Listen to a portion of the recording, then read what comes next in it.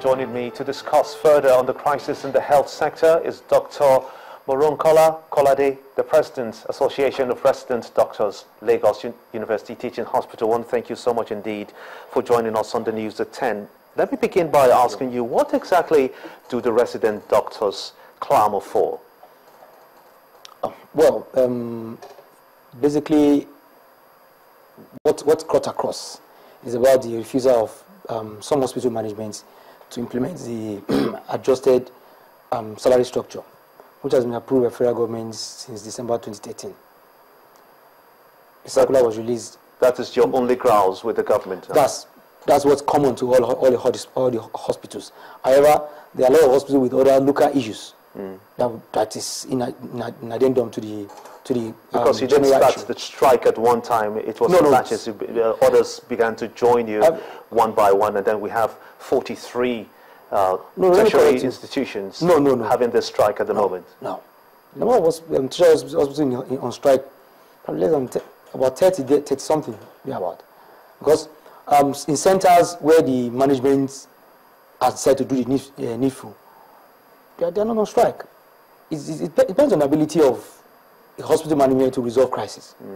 While some are able to, those that have the financial capacity to implement this, some have started, some have the capacity, they are refusing to implement it. So in such centers, they will strike. While those that are implementing it, they won't be striking their centers. Also, in addition to that, some other local issues. What have you been able to do for those of the institutions that have not been able to pay up or implement the directives that you're getting? What windows are you opening to talk to them, to compel them to do this? You know, the good thing is, over time, the doctors we also know that the issue of strike is not palatable, not just to the public, because we are also part of the public.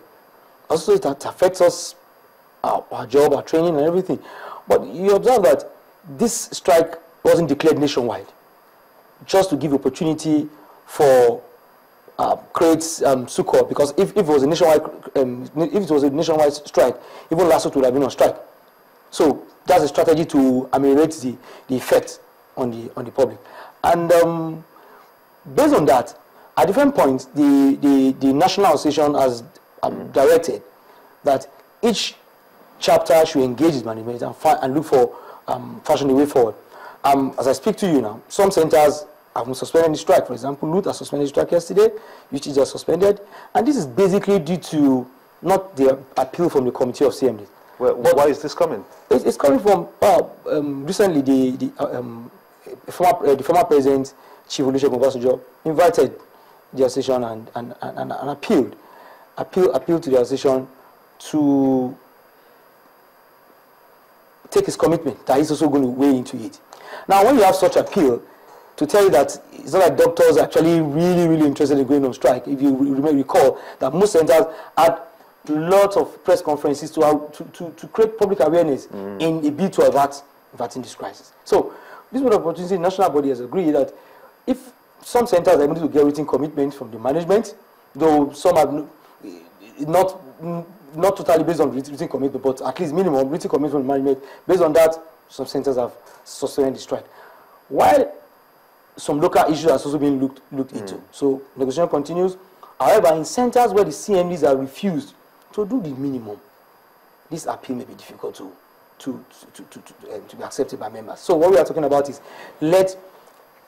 beyond appeal by the committee of CMD. They should instruct their members, especially those that have the capacity to pay, should go ahead and pay and resolve their local issues to avoid this needless crisis. And I want to stress that this issue, this impasse should not be swept under the carpet. It should not be just, it has happened, let's go back to work. No. But you're already going back. Yes, we are going back to work. Based on an appeal by former President Olusegun Obasanjo. Is this sustainable for you?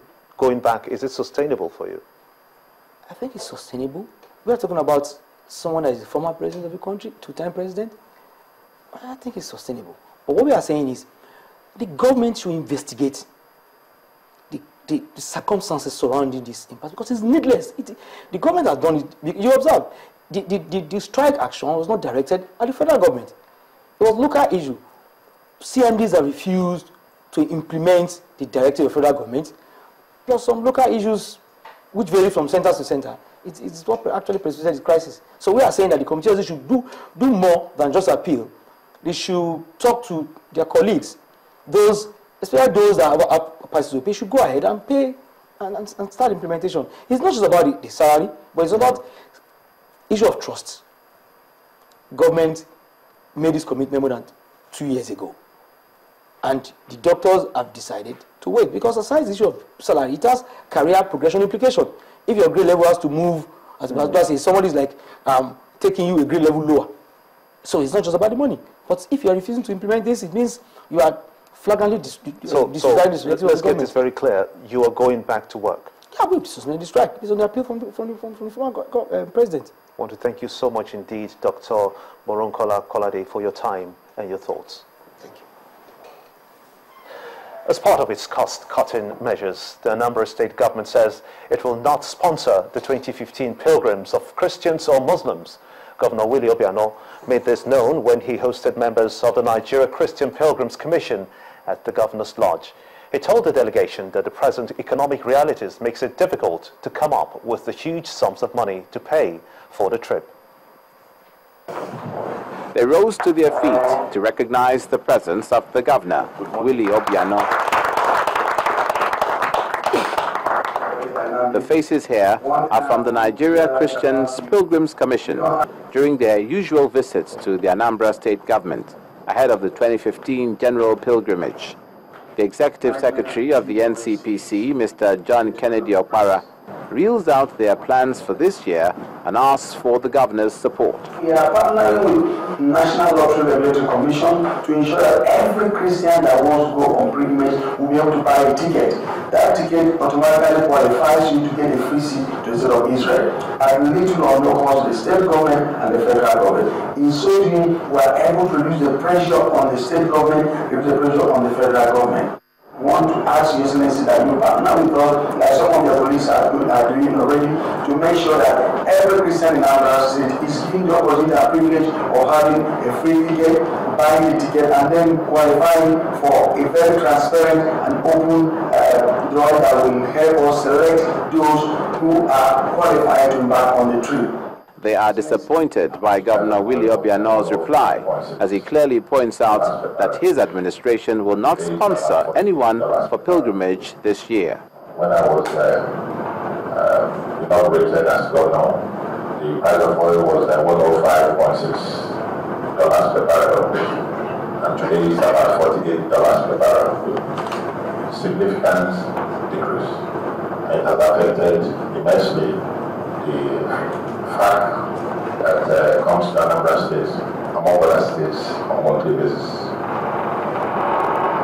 But we've also done well within our IGR by over 100% from where it was when we were celebrated. Based on this, Anambra State will not send any, will not sponsor anybody for pilgrimage this year. Well, the word is out on the state's position. Pilgrims going to Israel this year and the hopeful Muslims will have to source for their own funds to make the trip. The 13th of August has been marked as the International Left-Handers Day since 1992. It is a day meant to point out the peculiar needs of left-handers and explore the possibility of making life easier for the around 12% of the world's population who struggle to adapt in a world that has more friendly right-handers. Medical science, however, reveals that the brain has a major role in determining left-handedness, and as such, society ought to allow nature to dictate. This next report examines this subject. Mrs. Gift Onwekwe, a restaurant owner in Benin City, Edo State, is a left-hander. With her dominant hand, she skillfully carries out her chores with no one batting an eyelid. But that has not always been her experience. When I was growing up, my mom tried by all means to stop it, but she couldn't. Eventually, when I saw myself into this kind of business, initially when I started it, I don't do things outside. I do things inside the house, because when some Benin men will pass, I say, if I'm to eat this food, I will not eat this food because of this hand you are using and all that. There is an explanation for why tradition and the elders may frown on some uses of the left hand. Left-handedness Akmana Gobo. Our forefathers saw it as not decent to give things to or take things from your elder. So they created a taboo around it. And medical science easily traces the source of left-handedness, as Dr. Ita Igariva explains. Most of the messages that the brain would send from the right side is actually seen manifested in the left side of the body, while those from the left side of the brain, the left hemisphere, is seen manifested on the right side of the body. And as such, someone who is left-brained, in quotes, you find that they come out right-handed, while those who are right-brained are likely to come out left-handed. She also tells us the likely result of attempts by parents or society to force a left-handed child to become right-handed. The reaction is not usually the best. Sometimes we feel anxious, mommy will soon scold me, mommy will soon spank me. The anxiety is usually there, which is not good for them. Sometimes this also gets worse and gets into depression. They get sad, unhappy, and for them it can be very traumatic during those early years when the parents are trying to mold them into something else. Notable left-handers abound. America's Barack Obama and Britain's David Cameron make the list. Perhaps they also make perfect examples that it is all right to be and stay left-handed. Jessica Oluguse, Channels Television News. 4 members of the People's Democratic Party (PDP) in Ekiti State have been expelled for alleged anti-party activities, further deepening the lingering crisis in the state chapter of the party. The chairman of the party, Dewo Fale, said the decision was taken after thorough investigations, but in a swift reaction to the expulsion, one of the expelled members, Tope Aluko, said that the action is a joke. They did not appear before the committee, and the committee gave them all necessary chance for the purpose of fair hearing. But unfortunately, I don't think they appear before the committee. And they say silent means yes. And we immediately convened a meeting of the SEC again to approve it or disapprove it, and the whole House approved the expulsion. So I have no other option than to accede to the request of the, in line with the Constitution, to the request of the State Executive Council Committee meeting. I can honestly tell you that in 2012, March, we did a Congress that produced us. None of these people that are talking were produced by that Congress.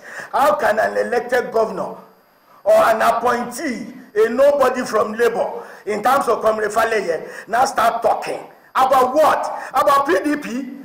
They don't have any right to talk about PDP. Faleye has gone to like three parties. He cannot be talking about anti-party. What they have done is an affront to the constitution of the party. And this is the highest level of impunity that I have seen in PDP and I have seen in this country.